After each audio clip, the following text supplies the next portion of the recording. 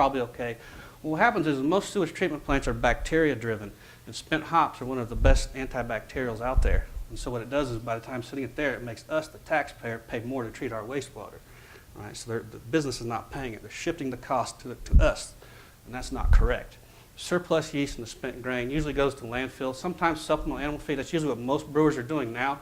What they don't understand is the spent grain is hard for cattle to indigest, or to digest. They cause indigestion, more flatulence, more methane gas. So they're not seeing the system. They're going linearly again. And if you give spent grain to pigs, or if you mix spent grain with pig waste, the hydrogen sulfide content increases tremendously. And there's a case where 4 people died because of it in North Carolina. All right, so you don't want to do that. You have to treat it through the systems. So how do we design a system? Every output becomes an input into something else, creating value added in job creation. So that way there is no waste throughout the chain. Right? No carbon emissions, no wastewater, no anything else. All of it becomes into something else, whether it's anaerobic digestion or algae culture, aquaculture, agriculture, maybe in earthworms, potentially mycoculture. I grow mushrooms. I teach people how to do it. We'll go through pictures. I'm a big fan of that. I believe mushrooms are our future in many, many things. Mushrooms and algae. But people go, well, Brandon, I don't want to be a mushroom farmer, an algae dealer, or whatever, so I just want to sell beer. Well, I go, oh, well, it costs too much. Well, of course, the upfront cost is a little more of an investment, but as a whole, we will produce more cash than the individual businesses. It's called synergism, is a term Buckminster Fuller came up with. And so as the system goes, we'll produce more cash flow off of all of it than we would off the separate parts. So that's what we look at it. So, but again, the brewers, they go, oh, I just want to brew beer. So they go, well, I'm making money. I'll just double my beer production. I don't want to grow the mushrooms again. So we're looking at ways to get other people involved, other entrepreneurs, how to take that waste and do something with it. First one, mushrooms. Mushrooms are very important. These are the oyster mushroom. You can take coffee, you can take the spent grains, and in 2 to 3 weeks, you can have a sellable product, right? And so this is grown right now off of the spent grain, actually distiller's grains from like Jack Daniels and Southern Comfort down in Louisville, Kentucky. These guys I came to one of my lectures and decided to do it. And so I helped them out, and now they've got a company called 5 Fun Guys, producing mushrooms. Yeah. And so, and that's good. Now, another group I work with are kids. It's very important to me to train the children. Sustainability will die if it's only a bunch of old people talking about it. All right? The kids have to embrace it and take it on.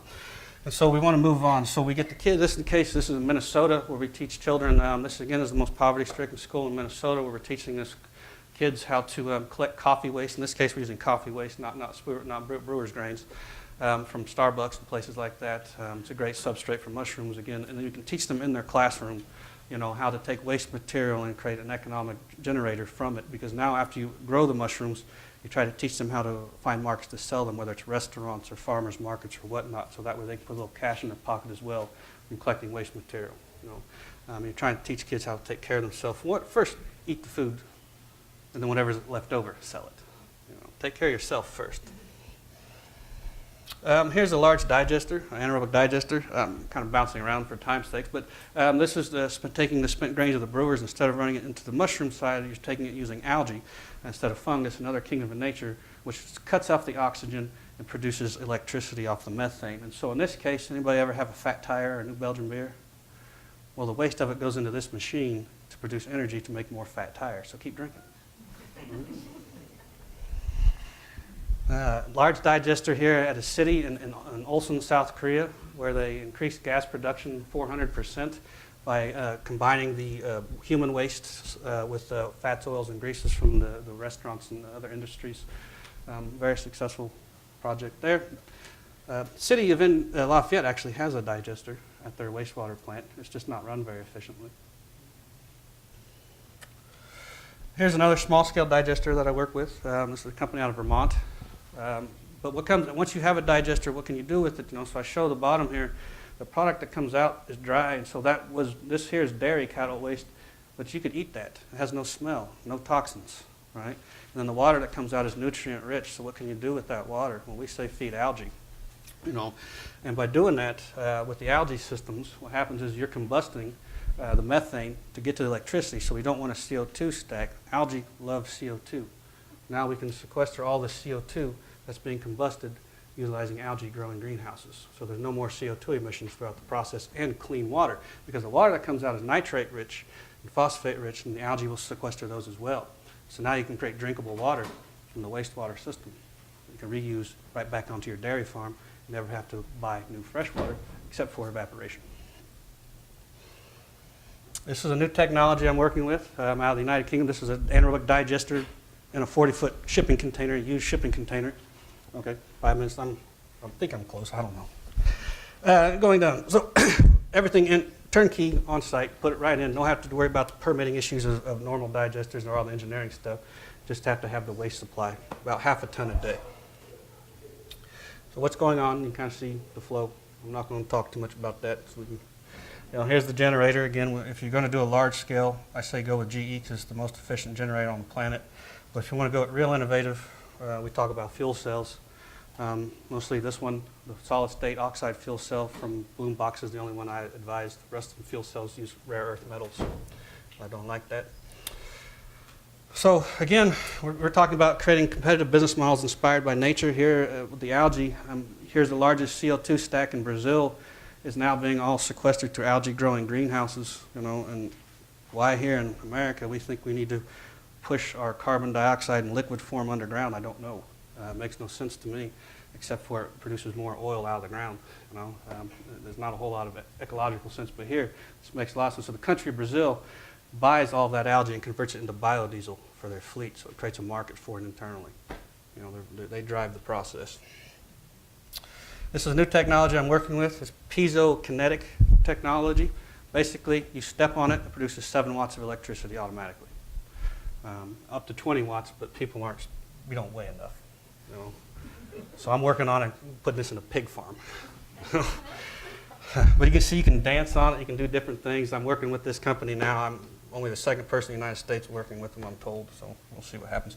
This new technology I'm working with out of Sweden, new innovation out of the blue economy. This is a combined heat and power unit, so it's active solar and hot heating liquid. At the same time, I can produce about 3 to 4 times the amount of energy that I would just off a traditional solar panel for the same footprint. Another technology that we're using now is basically replacing all of our exit signs and things like that with a photoluminescent sign, because I don't like the idea that most of these new exit signs are now are nuclear material in them. And so if you were to buy a large amount, you have to sign up with the Department of Homeland Security, because you could create a nuclear weapon from our exit signs. And so I try to get away from that.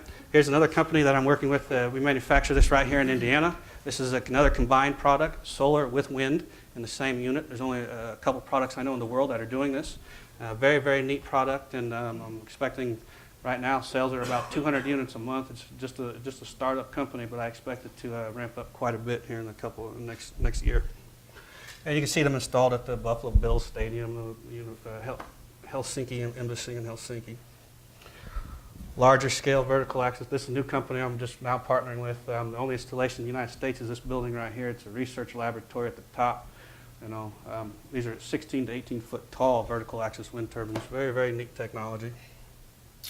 And then lighting, very important to look at lighting. I think somebody mentioned that today, replacing lighting. That's all neat and fine. But if you really want to change the way that things work, you install the solar tubes.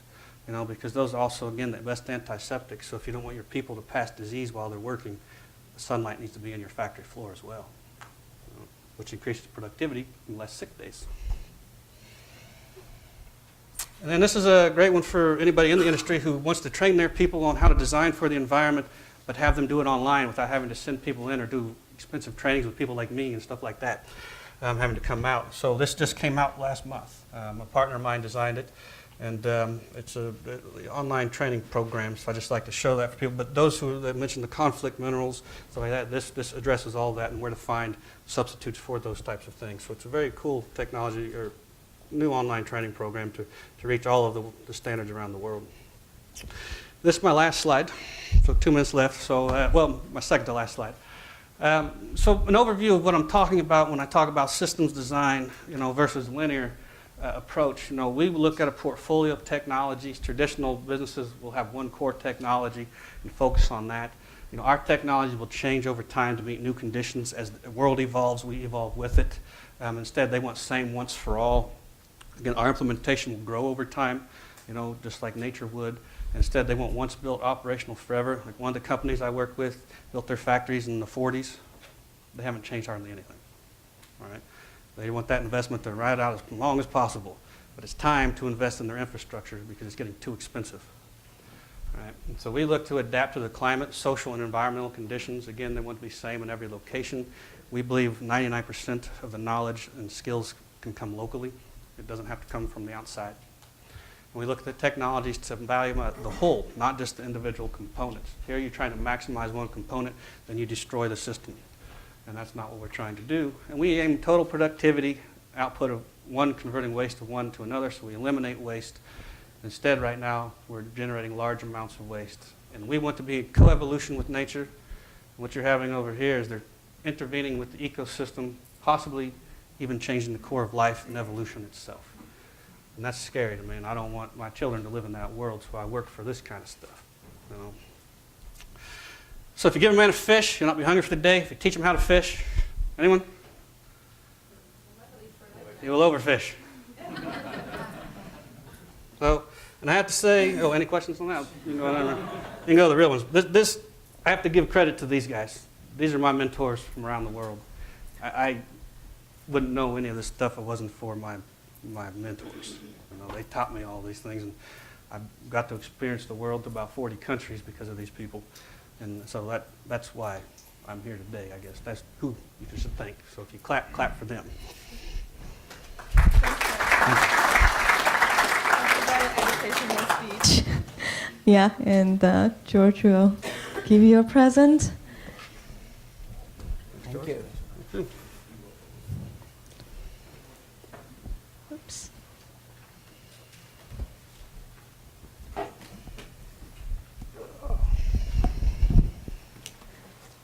Oops.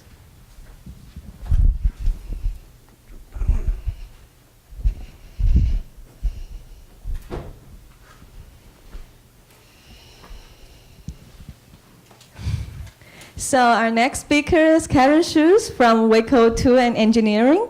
And Karen has been a continuous supporter for the center, attending our conference regularly.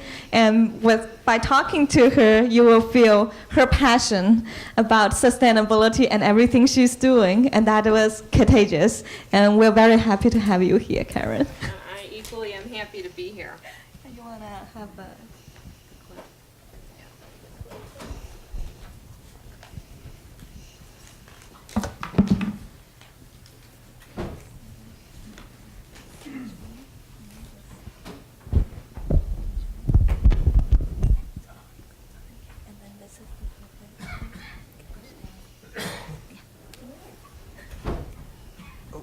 I want to thank everybody for honoring the opportunity for me to be here. I'm so excited. This is such a subject matter that I am so deeply involved with and passionate about, and building a sustainable supply chain is about people. It's about people.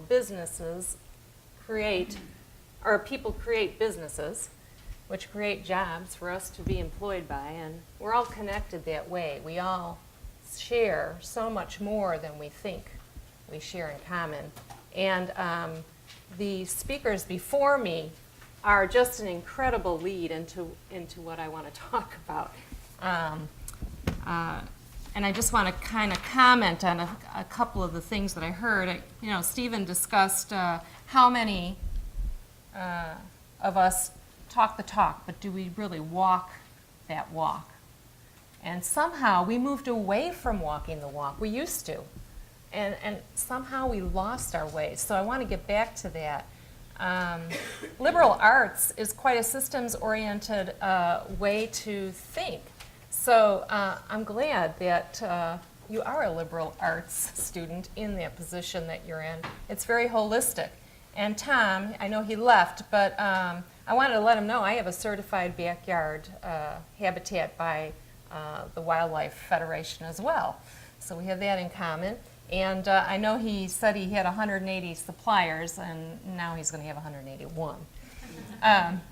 The use of sustainability to save money, increase profitability, and continue to improve programs is something that we all need to be continuing to talk about. And that comes from understanding each other, really. That's really where it starts. So Charlene, you talked about efficient conversations. And I view audits as a story to be told for deeper understanding, for business to do business together in a sustainable way. I don't like supply customer terms.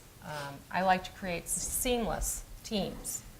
That's always my goal. So generally, when I speak to a company, an OEM, I will say, I want to take out defense and offense. I don't want to use the words customer or supplier, and I want to create a seamless team with a shared vision. That is sustainable to me. Purdue, I just can't thank you enough for all the opportunities you've given me to meet some of my greatest teachers, which are your students. They enlighten me every time I come here. They make me think and rethink about things that they talk about in their posters. So I thank you for that. Okay. I need some help.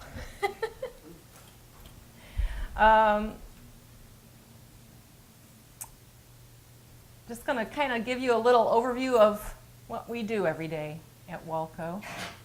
I don't know how many of you have been to a contract manufacturer, but these are the things that we do every day for every industry imaginable.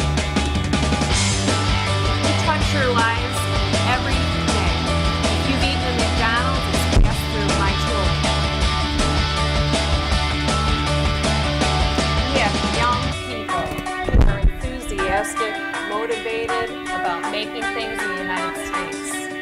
And we make things from very small to very large, 3 inches to 167 inches.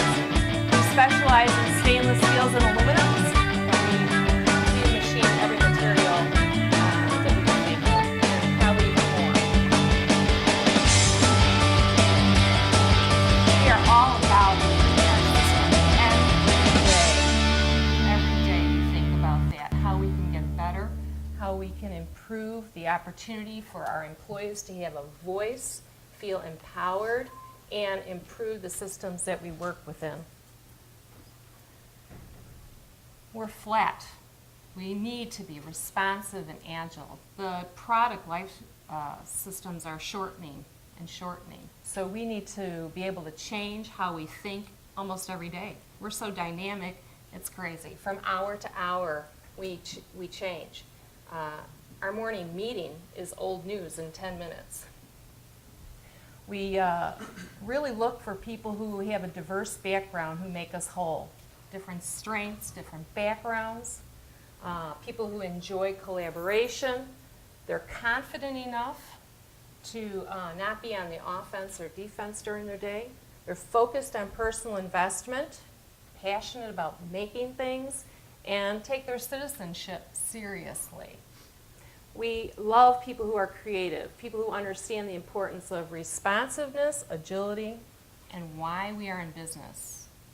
Sometimes I hear we are in business to make a profit. No, we are in business to create something that somebody needs. And if we don't do it profitably, we'll be out of business. But our driver has to be people.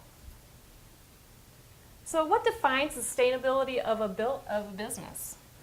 One thing that I learned, and I know that you've heard, is how different the view of sustainability, that word, actually is to each of us. It's as different as each of us look, act, feel. Is it a building? Is it the people, their titles, roles, level of success in the hierarchy, their pay scales, regulations, handbooks, structure or lack of, profitability? Is it the socioeconomic system? Is it about biomimicry? Is it about the global balance of resources? Every one of us views sustainability differently. My definition is a shared vision that people are and driven about fulfilling.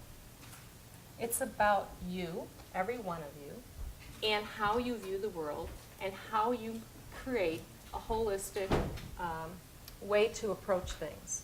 It's about the stories behind the people that we learn from. It's about realizing each other's strengths and how to use them effectively and efficiently. It's about individual life missions. I'm passionate about people, their success, and the outcome of all of us working together. It's about writing a new story together, co-sharing in the vision that we have to work toward. People who are in it, one for all and all for one, with a whatever it takes attitude, those are the people that we want hiring for us, or working with us. And those are the companies we want to work with and supply things to. So OEMs, we want to be part of a shared vision with you, and we want to co-create that system. We want a long-term vision, a long-term relationship that actually supports cost savings. That's something I don't see happening in supply chains. That's something I don't see being taught. With the realization that there's someone who needs them to do what they do well, while staying able to reinvest, grow, and stay focused on those who need results. That's what Walco Tool collectively is about. So definitions of sustainability, we always have to remember, they're different to each individual. Some people will say, but understanding how sustainably works, it's just common sense. My response is, define common sense. As an AI practitioner, appreciative inquiry, which is a theory written by David Cooper Ryder at Case Western Reserve University, this is kind of a system that we would use to talk about sustainability in the supply chain approach, how we're going to work together. So first, the goal is to discover the opportunity, looking at the best of what is already there, understanding that and discovering that together. And then dreaming about what might be, what should be, and creating the shared images for a preferred future, which a lot of you have done today. Then designing a brand new design with a plain piece of paper in front of us. We're going to design a plan together of how to get to that shared vision. And then we're going to deliver it. And we're going to sustain it. And the reason why it's sustainable is because we've authored it. We've used our strengths, our passions, to come up with that end result. So that's why it's sustainable, because I don't know about you, but I hate being told what to do. But I love being part of the creative process together. Another thing I wanted to bring up with this is SOAR versus SWOT. Remember, I mentioned talking about the best of what is and the strengths that we bring to the table as individuals that make us whole. What percentage of time do you spend measuring what went wrong? And I think we should be measuring what went great and where else to implement it. What you focus on is what you get. That's what the rule of attraction says. So this is kind of my flow chart of relationships that are passionate and driven. We're all connected. We all affect one another. And understanding that flow chart of the supply chain, all the people that are involved and how it affects our day, it's an investment. It takes time. It's not about the RFQ that comes to me in an email. When that RFQ comes, it generates a phone call from me about when can we get together? When can we design our future path? And let me learn what affects your day and what your goals are. And I'm going to tell you how we fit into that and supply what you need to you. So relationships or seamless teams, generally what happens is what I'm saying, because I can't speak for all of us, but generally what happens in a business hierarchy, generally what happens when someone is procuring a product or service, generally what happens with team building process, and generally what happens with relationships in business is about relationship and building a seamless team and understanding. Bottom line, understanding. creates, to me, savings and profitability. Why is sustainability so difficult that we have to learn so much about it? I mean, what happens in a relationship? You know, we're put in a situation that we start a conversation, we find out what's in common, right? That's what we do. That's how we create a friendship, a relationship. We see how that fits together. And then hopefully it's long term. Hopefully it becomes such a depth of understanding that we're able to forgive, forget, support, and nurture each other. Supply chain is about that. And I think we've kind of forgotten about it with all of our numbers. Sustainability is not new. It's as old as life itself, as we heard. You know, it's about life and the earth and creation and the whole universe, really, and how it all gets along together and how strong it is to survive everything we put it through. The relationship of any living thing, any living system, rather, is about food, proper balanced nutrition, water, liquids that bring the nutrition, compatibility, and is about environment equaling spirituality, mental wellness and physical wellness. It's about sun and light, for sure. And death and renewal is all part of the process.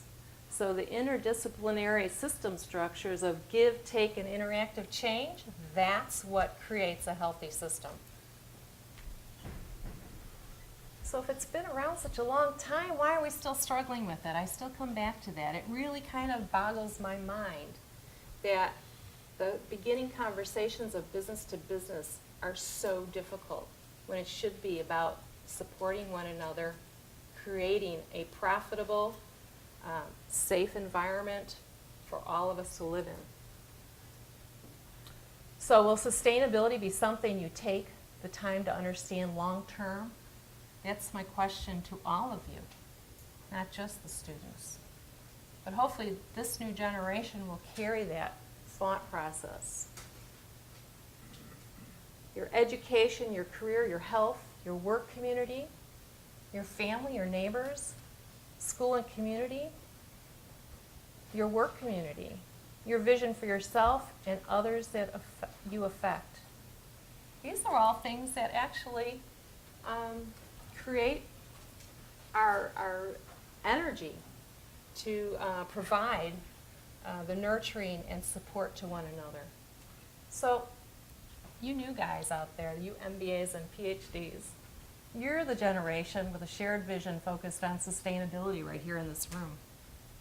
Will you, as young, energetic MBAs and PhD students, will you understand the balance with sustainability in mind is healthy for the long term?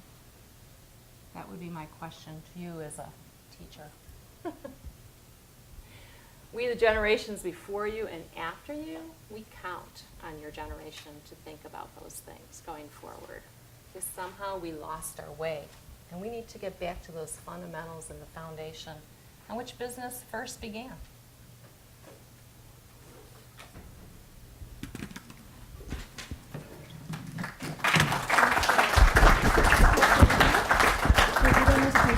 It's going to be Q&A session.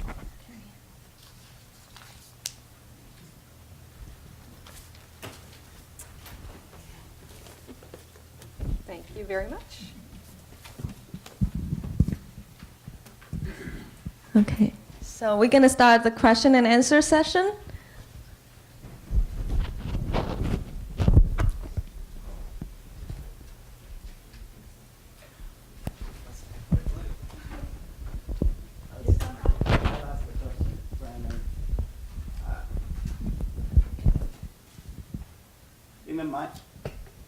There are a lot of cases where building-wise or even community-wise, there have been self-sufficient, successful stories. Mm-hmm.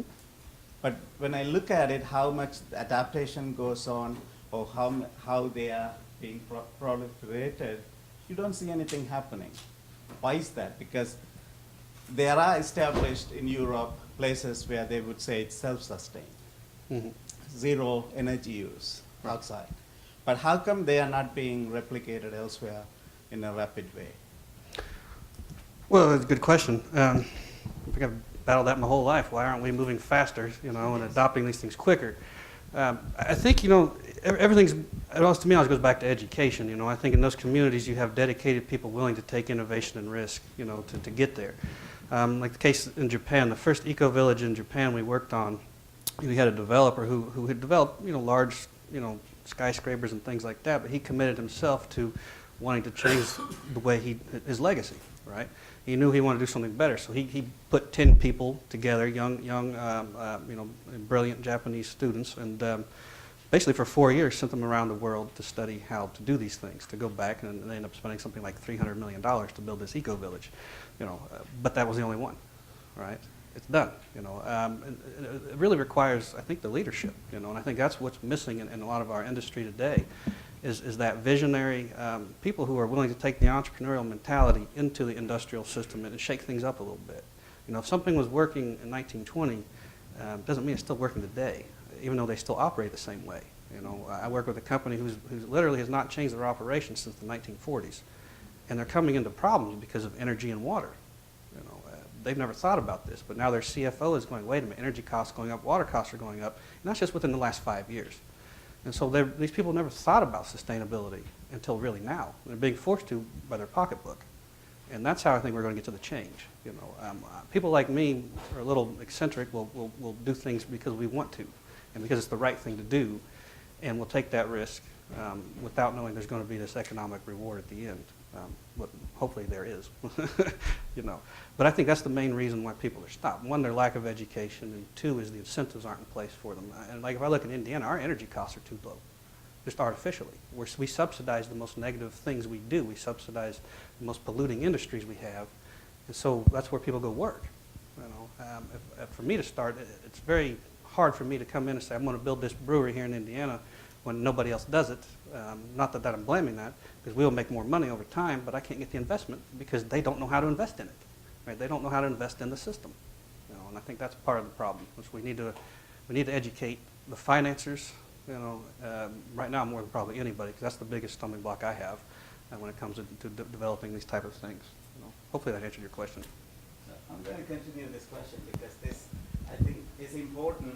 Is when we think about sustainability, and we still are myopic because we are looking at what you might consider local optimum. What is that we can do now within the system we have? Mm-hmm.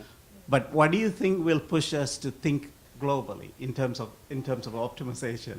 Saying that there is a path that if I look long enough, this is not the solution, but there exists a better solution. That's what you are driving at in terms of saying that system for system, not just molecule for molecule. Right. So what do you think will eventually force us to look that way rather than saying, I'm still sustainable, I'm doing what I can, but I'm only doing locally? What is that going to push us to that change? I think one of two things. One is, no matter if you're locally sustainable, you're not sustainable. Until the earth is sustainable, until everyone on the planet is sustainable, not one person is or one village is, right? We like to claim that, but it's not. I mean, if I go build that eco-village and I say, oh, I'm self-sustained, I have my own energy, but the world falls apart around me, I still go with it, right? I'm not isolated, so we're not an island.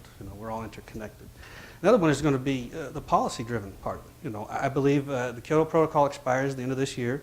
I've said this for over a decade. In 2013, you'll see more things happen after then than ever, and that may be somewhat Mayan prophecy as well. But I'm not. I'm more in line with the understanding how the Kyoto expires, and then now all of a sudden we might have a real agreement internationally, opportunity. We haven't had that opportunity for the last couple of years. At the meetings, the COP, the COP, convention, and all that stuff, nothing was ever going to happen because they didn't have any impetus to. Now there's impetus to really get a new global international treaty in place that may have some teeth to it and make scientific sense. That it has to do as well. Not just worry about rich country, poor country, who does what. We all have to become a part of this. Well, I think global supply chain is extremely important in creating that message and dialogue across the globe. I see the responsibility of supply chain not only for product, but for spreading democracy and understanding amongst us and understanding our regional strengths. Just like in any business or community, realizing individual strengths and what it brings to the table, we also have to realize the strengths of each region and how that their environment feeds all of us, actually, in whatever format. So I think there's a big responsibility with global supply chain, and I think it's bigger than maybe some of us are really have a full understanding of that impact. So this is more of a question as to what we don't see here in Indiana, and I wonder why. So a friend of mine who is in California got a company which basically, for no charge to him, installed solar panels on his roof, and then turned around and said, pay 70% of your earlier electric bill, even though the new electric bill is only 10%. That difference finances that solar panel and allows him to get this. Now, I turned around and I asked the company, they said, no, we don't operate in Indiana. Okay. Now, is this, so I'm using this as an example, and this happens with industrial retrofits, et cetera.